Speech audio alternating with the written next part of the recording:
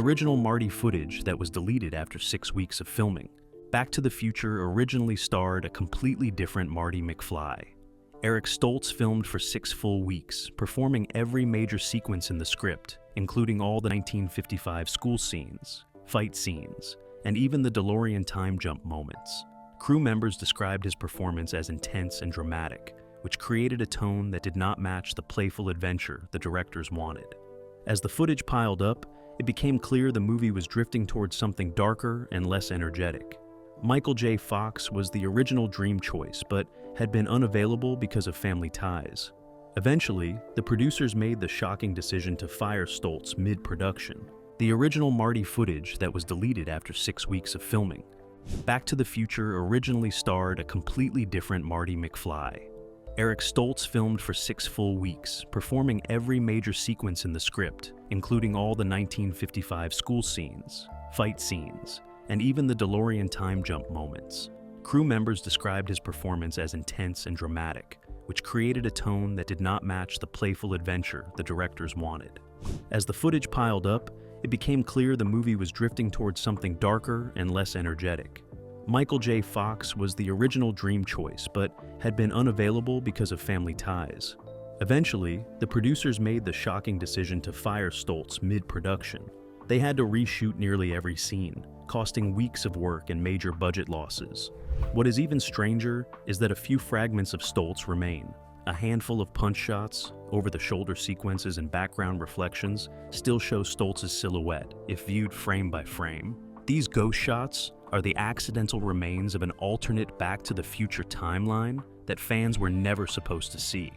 The banned alternate ending involving a Coca-Cola nuclear test. In the earliest version of Back to the Future, Marty did not return home using a lightning strike. The original scripted ending involved Marty and Doc driving the DeLorean into a nuclear blast site sponsored by Coca-Cola. The idea was that the car needed a nuclear detonation to reach the 1.21 gigawatts required for time travel. This bizarre crossover between a soda giant and atomic testing created immediate controversy in early production discussions. Spielberg disliked the idea of blending nuclear imagery with brand advertising, and the studio feared public backlash over using a real-world weapons test as a comedic set piece. There were also practical limitations. Filming a nuclear explosion would have required enormous visual effects budgets that the production could not support. Even stranger is that some storyboards still show the Coca-Cola logo on scrap metal and test site debris, hinting at how close this outlandish ending came to reality. The producers eventually replaced it with the now iconic clock tower lightning strike, a choice that saved money and removed the odd brand partnership. The nuclear ending remained buried for years until script drafts surfaced online, revealing a piece of movie history that feels almost impossible to imagine today. The scrapped time machine that was not a car at all. Before the DeLorean became the heart of Back to the Future, the film featured a completely different time machine. Early drafts described a stationary device built inside a lead-lined refrigerator. Marty would hide inside the fridge while Doc triggered the time mechanism. The idea was imaginative but risky. Steven Spielberg feared that children watching the movie might crawl into real refrigerators trying to imitate Marty, which could lead to fatal accidents. There was also a major practical problem. The characters would have needed a nuclear blast to activate the fridge time machine, which added unnecessary complexity and danger. As the story evolved, the creative team wanted something mobile, flashy, and cinematic. The DeLorean offered stainless steel surfaces, gull-wing doors, and a futuristic profile that naturally suggested high technology. It also meant the time machine could race through scenes, crash into barns, or leave flaming tire trails without relying on bulky props. Changing the concept from an appliance to a car reshaped the entire identity of the film, instantly modernizing its energy. The refrigerator concept was abandoned, but its influence lingered, eventually inspiring a fridge-based time travel gag in Indiana Jones and the Kingdom of the Crystal Skull decades later. The hidden accident that nearly killed a stunt woman. One of the most dangerous moments in Back to the Future occurred during the hoverboard tests. While hoverboards themselves were special effect illusions, many stunts required actors and stunt performers to be lifted by wires. During a rehearsal for a hoverboard gang chase sequence, a stunt woman was pulled forward at high speed when a wire rig malfunctioned. She lost control, collided with a pillar, and fell, suffering serious injuries. The production team immediately shut the sequence down and reworked the stunt choreography to reduce risk. Studio records show that Universal restricted access to the accident details to protect both the performer and the film's publicity. The final movie edited the chase scene to hide the dangerous angles and removed the riskiest wire pulls. Although the finished sequence appears smooth and playful, the original version involved real danger. Some crew members later stated that the accident became a turning point, forcing the team to slow down and rethink safety protocols for the rest of the shoot. The hoverboard myth would later grow into a cultural legend, but behind the fun imagery was one of the film's most harrowing production events: the real scientist who sued the movie for stealing his personality. In 1985, Universal faced a surprising lawsuit. A nuclear physicist named Dr. John M. DeLorean Brown claimed the filmmakers had copied aspects of his personality and scientific image to create Doc Brown. The lawsuit argued that the character's wild hair, lab coat, enthusiastic demeanor, and eccentric invention style were too similar to his real-life identity. According to court filings, the scientist said he was known for experimental engineering ideas and believed the film portrayed him without permission. Universal denied the claim and argued that Doc Brown was a fictional character inspired by a long tradition of eccentric scientists in film history. The court eventually dismissed the case, ruling that no direct imitation could be proven. What makes the story even stranger is that the lawsuit resurfaced briefly during later franchise anniversaries, rem-zinding fans that Doc Brown had once been at the center of a personality rights dispute. Even though the claim failed, it exposed how powerful and distinct the character had become, blurring the line between imaginative storytelling and real scientific culture. The prop newspaper that accidentally predicted real-world events. One of the strangest Back to the Future coincidences involves the prop newspapers used to show Hill Valley's shifting timelines. These papers were never meant to predict anything, yet years later fans noticed that certain headlines and side columns matched real-life events that happened long after the film premiered. In one version, minor print on the front page mentions a corruption investigation involving public officials. A decade later, a remarkably similar scandal occurred in California, matching the fictional one almost point for point. Another oddity appears in the 2015 scenes of Back to the Future Part 2, where a USA Today cover references technology-driven surveillance patterns that eerily resemble modern smartphone and data tracking culture. While these parallels were not intentional, they gave fans the impression that the Back to the Future universe had somehow predicted elements of real society. Prop designers once explained that the headlines were created quickly, using generic political and technological themes to fill space. They never expected viewers to examine them frame by frame. However, the coincidences became legendary, feeding a larger myth that the film series was filled with hidden predictions. The most extreme examples come from fan forums, where viewers map the newspapers to actual events year by year. Even though the production team has dismissed prophetic interpretations, the accidental accuracy of these fabricated headlines remains one of the most intriguing oddities in the franchise. The deleted scene containing a racially sensitive joke. Back to the Future includes themes about race, but the film originally contained a deleted line that producers removed to avoid controversy. In the script, Biff's gang refers to Goldie Wilson using an insult that carried racial undertones. The moment was brief but uncomfortable, and it contrasted sharply with the optimistic portrayal of Goldie's rise from diner worker to future mayor. When filmmakers tested the scene, they immediately recognized that the tone did not match the rest of the film. The joke also risked overshadowing Goldie's empowerment arc, and might have prompted backlash in a movie marketed as family-friendly science fiction. Director Robert Zemeckis later explained in interviews that humor involving race was never intended to define the Back to the Future universe, so the line was cut before final editing. Although the footage remains archived, it has never been included in official releases. Fans only learned of it through script drafts and interviews with cast members who remembered the moment on set. This deletion reveals how filmmakers carefully shaped the movie's tone, removing anything that risked breaking the upbeat and hopeful energy that defines Hill Valley's story. The lost line remains one of the more unusual examples of creative adjustments made behind the scenes. The mysterious pink car lady, who appears and disappears in 3 frames. In the town square sequence, when Marty first arrives in 1955, viewers briefly see a woman in a bright pink car drive past him. For decades, fans debated whether she was an extra, a continuity error, or an intentional Easter egg. The oddity comes from the fact that she appears in one shot, vanishes in the next angle, and reappears in another. Her car does not follow the normal traffic pattern of the scene, and her wardrobe does not match the color palette used for background extras. Online frame-by-frame analyses highlight that the pink car travels in a direction inconsistent with the established street layout of Hill Valley. Some fans believed she was part of a removed subplot. Others thought she was a crew vehicle, accidentally caught in the shot. Production notes eventually revealed a simpler explanation. The pink car was a background prop used for visual contrast, but its placement changed between takes and the editors did not catch the inconsistency. Because the moment is so brief, it survived every remaster and home video release. The pink car lady has since become a minor cult mystery, with viewers speculating on forums and video breakdowns about her role and origin. The strange appearance adds a small but memorable glitch to an otherwise carefully choreographed sequence. The time travel math error fans did not catch for 20 years. One of the most surprising technical mistakes in Back to the Future involves the clock tower paradox.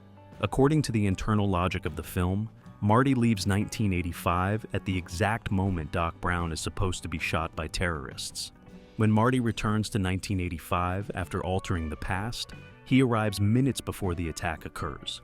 However, the time coordinates used in the DeLorean's dashboard do not support this outcome.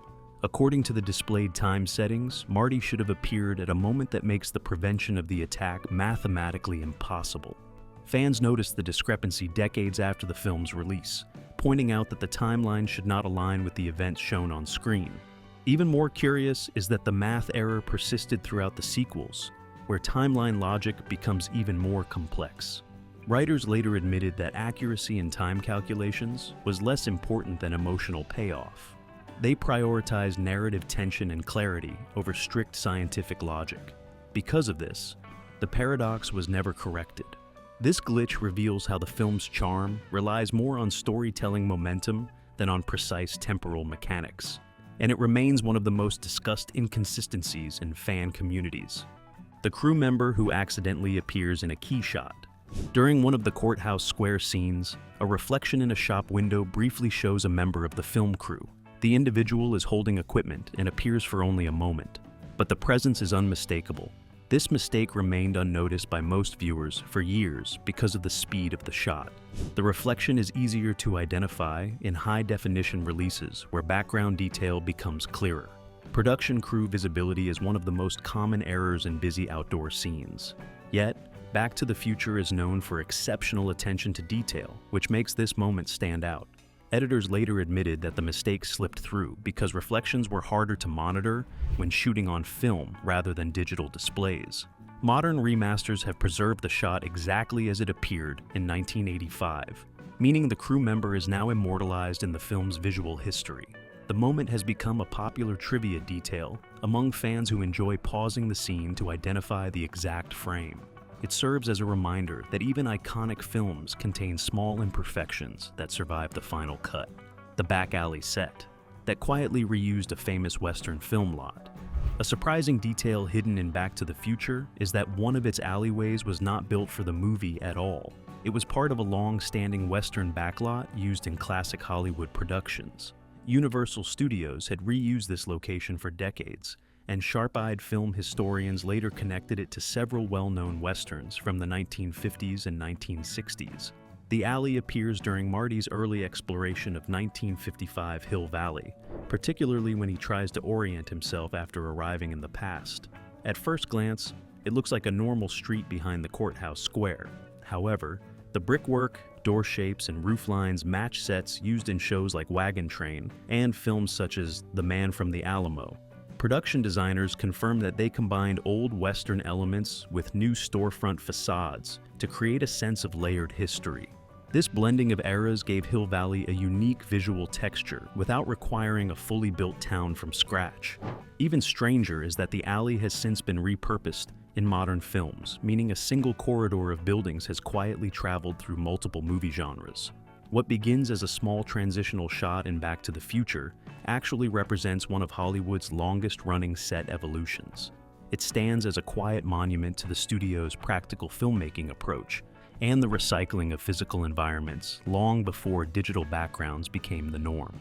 The secret cameo from a famous musician that went uncredited. One of the film's most surprising hidden details is a cameo by Huey Lewis, the musician behind the hit song, The Power of Love.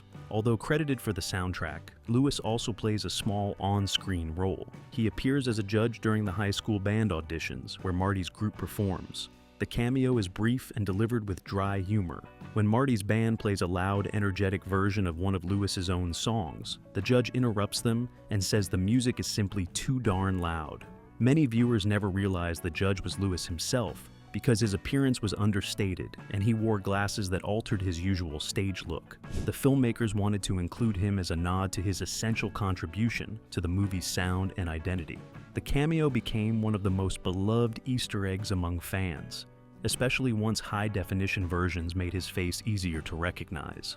Despite its small scale, the moment adds a layer of self-awareness and connects the film's world directly to its soundtrack legacy. While Lewis never received an official acting credit for the role, it remains one of the most enjoyable hidden surprises in Back to the Future. The prop clock that actually did not work. The iconic clock tower prop used throughout the film had a secret that audiences would never guess. The large exterior clock on the courthouse did not function at all. It was built only to appear operational, with hands that could be manually set, but no internal mechanics to keep time.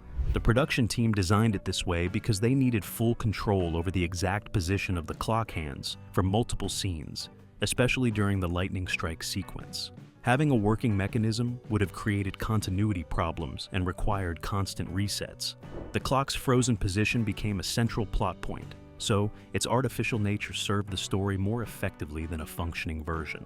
Spielberg supported the simplified design because it allowed the crew to shoot scenes out of order without worrying about technical complications. Fans later learned that the clock tower used for filming at Universal Studios still features a non-working clock, kept that way as part of its historical preservation. Visitors often assume the clock was once operational, but guides confirm that it never contained any functioning gears. The choice reflects an era when practical filmmaking prioritized control and reliability over realism, resulting in one of the most recognizable static props in movie history.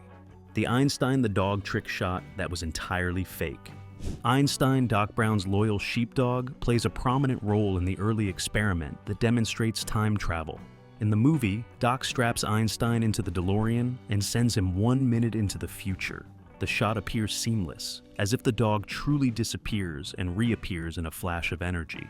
However, none of the effect was captured in real time. Instead, the production relied on old-style editing techniques. They used locked-off cameras and identical lighting setups to film the before and after moments. The effect depends entirely on visual continuity. When Doc accelerates the DeLorean, the dog is swapped out of the car in between cuts, and the smoke and sparks distract the viewer from noticing the switch. The finished result looks clean because the crew controlled every element of the environment. In an era before widespread CGI, this trick demanded precise coordination. Trainers worked closely with the filmmakers so Einstein could hit his exact marks. The deception is so well executed that many viewers believe some portion of the shot was mechanical or animatronic. In truth, it was simply clever filmmaking and expert timing. The sequence still holds up today because practical effects often age better than digital ones. Einstein's teleportation represents a piece of classic Hollywood ingenuity, combining performance, set design, and editing to sell an illusion that remains convincing decades later. The DeLorean doors that constantly jammed during filming. While the DeLorean is now viewed as a sleek time travel icon, it was notoriously difficult to work with during production. The car's gull-wing doors created ongoing issues on set. They jammed frequently, sometimes refusing to open at all. This led to multiple takes where actors had to improvise ways to enter or exit the vehicle. Michael J. Fox once joked that he spent more time stuck inside the DeLorean than driving it. The problem came from the car's original engineering, which used complex hydraulic mechanisms that did not always respond consistently under studio lighting conditions. Heat from the lights expanded certain metal components, making the doors stiff or misaligned. The crew often had to use hidden supports to hold the doors open during filming, so they would appear smooth and futuristic on camera. In some scenes, one side of the door was propped off screen while actors performed their lines. Despite the challenges, the DeLorean's unique look justified the extra effort. Its shape provided instant visual identity, and the gull-wing design became symbolic of cinematic time travel. The production team worked through every mechanical flaw to maintain continuity, resulting in one of cinema's most recognizable vehicles, the hidden branding fight over Pepsi and Tab. Back to the Future contains one of the strangest behind-the-scenes product placement debates of the 1980s. Pepsi had already partnered with Universal, but Coca-Cola owned Tab, which appears prominently when Marty orders a drink in 1955. Early drafts listed Pepsi Free, a real beverage at the time, but Coca-Cola objected to Pepsi products dominating the scene. This sparked an unexpected negotiation that influenced the final dialogue. The famous line where Marty says he cannot order a Tab until he pays for something was written partly to avoid giving either company dominant exposure. Production notes later revealed that both brands attempted to shape how their drinks were referenced. The filmmakers kept the humor subtle and used the confusion as part of Marty's out-of-time comedy. The scene became memorable because it captured how a teenager from the future would sound bizarre to people in the 1950s. The corporate tug-of-war quietly shaped a small but iconic moment in the film. The costume error that put Marty in impossible 1950s sneakers. When Marty arrives in 1955, he is wearing Nike Bruins, a sneaker that did not exist until nearly 2 decades later. While this seems intentional, the costume team originally chose them for comfort and style rather than accuracy. In 1985, Nike was already trending among young skaters, so the shoes were seen as natural for Marty's character. However, once the production shifted to 1955 scenes, the anachronism became a noticeable oversight. Wardrobe supervisors admitted in interviews that they realized the mismatch too late to correct it. Removing the shoes would have risked continuity issues since several scenes had already been filmed. The final result created a small paradox embedded in the visuals. Marty walks through Hill Valley wearing footwear that would not exist until the early 1970s, adding an unintended layer of time travel irony to his appearance. The Hill Valley extras who repeated the same walk 40 times. Creating Hill Valley required carefully synchronized background movement. Extras had to walk predetermined routes to maintain continuity across multiple angles and takes. In scenes where Marty enters the town square, several extras reported repeating the same walk cycle more than 40 times. The reset process was demanding because each person had to hit the same marks and gestures for every shot. Crew members described the filming as a human choreography exercise. This was necessary because cuts between scenes needed a consistent rhythm to make Hill Valley feel alive but not chaotic. Extras later said they memorized specific timing patterns, such as when to wave, when to cross the street, or when to check a window. The end result looks natural, but it was built from painstaking repetition. The movie's immersive town environment comes from this disciplined background work, turning simple pedestrian moments into an unseen layer of cinematic precision. The light post that appears and disappears across timelines. A small but fascinating continuity error occurs near the entrance of the town square.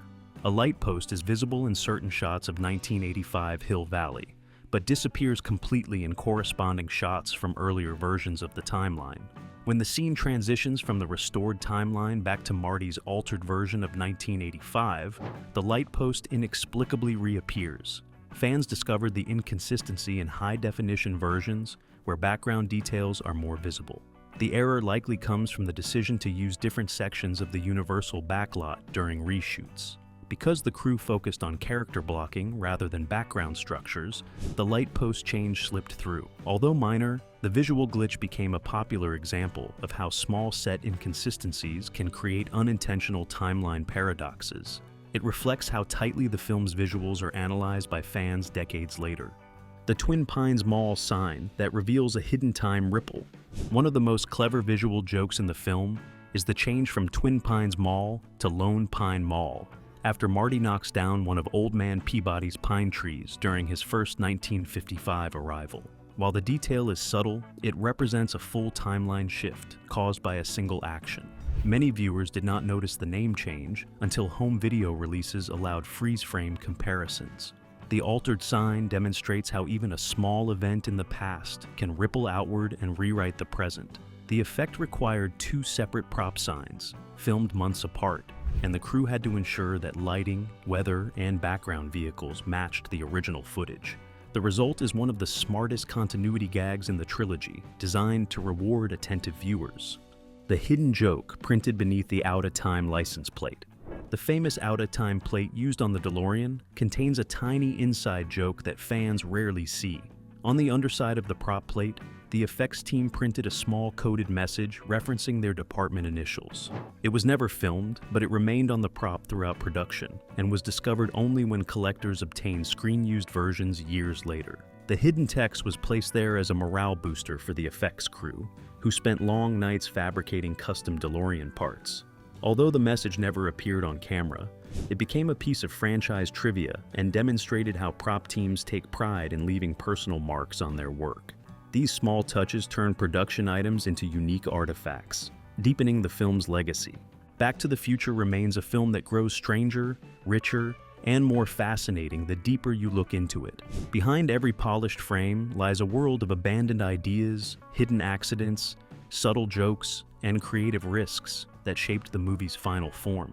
These unusual details remind us that great films are not only built on perfect planning, but also on unpredictable moments that become part of their legacy.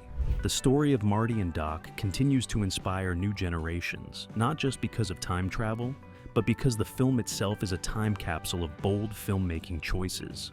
Long after the credits roll, the mysteries and oddities inside Hill Valley keep the adventure alive.